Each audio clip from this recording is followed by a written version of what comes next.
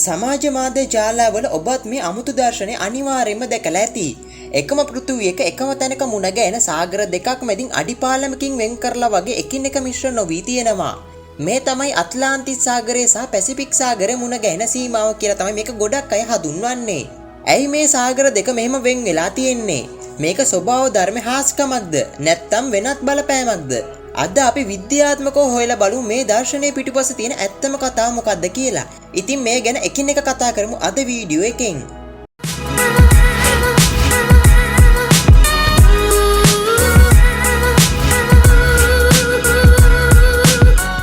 මේ දර්ශනේ අන්තර්ජාලයට ආපු ගමන් මිනිස්සු එක එක අදහස් පළ කරන්න පටන් ගත්තා. සමහරු කිව්වේ මේක බයිබලයේ හෝ ආගමික පොත්පත්වල ලියවිලා තියෙන විදියට සිද්ධ වුණු දේව ආශ්චර්යයක් කියලා. තවත් සමහරු කිව්වේ මේ සාගර දෙක මැදින් නොපෙනෙන බලගතු චුම්බක ශේෂ්ත්‍රයක් තියෙනවා ඒකෙන් ජලය මිශ්‍ර වෙන්න දෙන්නේ නැහැයි කියලා.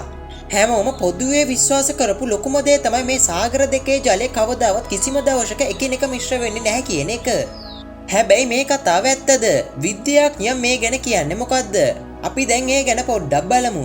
පළමු දේ තමයි මේ සාගර දෙක එකින් එක ගැටෙන්නේ දකුණු ඇමරිකානු මහද්වීපයේ කෙළවරේ තියෙන කේප් හෝන් කියන කලාපයේදී.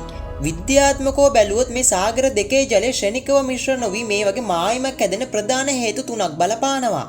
ඉන් පළවෙනි එක තමයි අට්ලාන්ටික් සාගරයේ ජලයේ තියෙන ලුණු ප්‍රමාණය පැසිෆික් සාගරයට වඩා ගොඩක් වැඩි. විද්‍යාවේදී විවිධ ලුණු මට්ටම් දෙකක් තියෙන ජල කඳන් දෙකක් එකතු වෙන මායිමකට කියන්නේ හැලොක් ලයින් එකක් කියලා. ලුණු ගතිය වෙනස් නිසා මේවා එකතු වුණ ගමන් මිශ්‍ර වෙන්නේ නැහැ. ඒ වගේම තමයි ලුණු ගතිය වැඩි වෙනකොට ජලයේ ඝනත්වය වැඩි වෙනවා. ඒ වගේම සාගර දෙකක උෂ්ණත්වය වෙනස්. හරියට අපි වතුරයි තෙලුයි එකට දැම්මම ඝනත්වය වෙනස් නිසා වෙන් වෙලා පේනවා වගේ.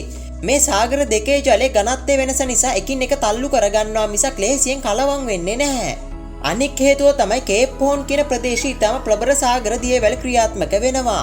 පැසිෆික් සාගරයේ ඉඳන් දියවැල් මගින් ජලය අධික වේගෙන් අට්ලාන්ටික් සාගරයේ දෙසට තල්ලු කරනවා. මේ වේගවත් ගලා යාම නිසා ජල කඳන් දෙක එකින් එක ගැටෙමින් ඉදිරියට ඇදෙනවා මිසක් එකම තැනක සංසුන්ව දිය වෙන්න වෙලාවක් ඉතුරු වෙන්නේ නැහැ. දැන් තමයි වැදගත්ම කොටස තියෙන්නේ. ඔබ අන්තර්ජාලයේ දකින සාගර දෙක මිශ්‍ර වෙන්නේ නැහැ. ඒ කියන වීඩියෝ වලින් 90%ක්ම ඇත්තටම අට්ලාන්ටික් සාගරය සහ පැසිෆික් සාගරය නෙමෙයි. එහෙනම් ඒ මොකද්ද? ඒ තමයි ඇලස්කා බොක්ක.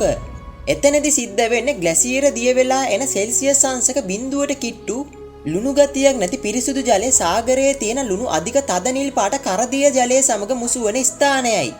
ග්ලැසියර ජලයේ මැටි සහ යකඩ වැනි ඛනිජ ද්‍රව්‍ය තියෙන නිසා ඒක ලා නිල් පාටට පේනවා. අන්න ඒ වර්ණ දෙකේ වෙනස තමයි වීඩියෝ වල ඔය තරම් පැහැදිලිව පේන්න තියෙන්නේ.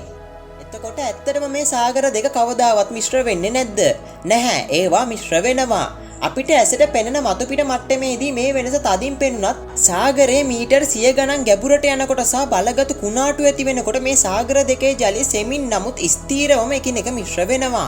සෝබාදාම කියන්නේ අමුතුම රසායනාගාරයකට. අපිට මැජික් එකක් වගේ පේන ගොඩක් දේවල් පිටුපස මේ වගේ ලස්සන විද්‍යාත්මක හේතු හැංගිලා තියෙනවා. ඉතින් ඔයාලට මොකද්ද අද මේ වීඩියෝ එක ගැන කියන්න තියෙන්නේ? අනිවාර්යයෙන්ම පල්ලෙන් කමෙන්ට් එකක් දාලා යන්නත් අමතක කරන්න එපා. channel එක subscribe කරලා නැත්නම් අනිවාර්යයෙන්ම channel එක subscribe කරලා අපිත් එක්ක දිගටම එකතු වෙලා ඉන්න. එහෙනම් අදට අපි ගිහින් එන්නම් ඔබට සුබම සුබ දවසක්.